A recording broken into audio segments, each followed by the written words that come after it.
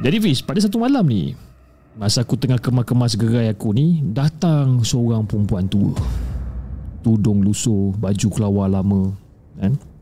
Dan perempuan ni pegang plastik beg hitam.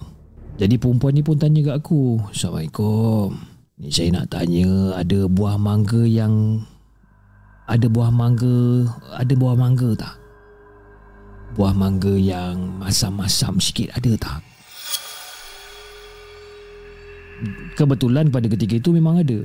Jadi aku pun hulur lah dekat dia. Aku hulur kat dia dan dia bayar aku dengan duit RM1 yang dah lembik dan juga busuk. Dia bayar pakai duit RM1 yang dah lembik dan juga busuk. Tapi sebabkan dah malam, aku tak kisah sangat lah Pis.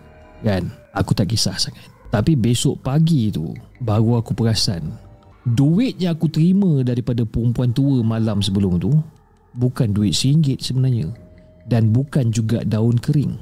Aku terima cebisan kertas Yasin. Dan sejak pada malam tu Fiz, setiap malam akan ada pelanggan misteri yang datang. Setiap malam pelanggan misteri yang datang, muka yang tak berapa nak jelas, tapi suka bertanya. Dan apa soalan yang dia tanya ni?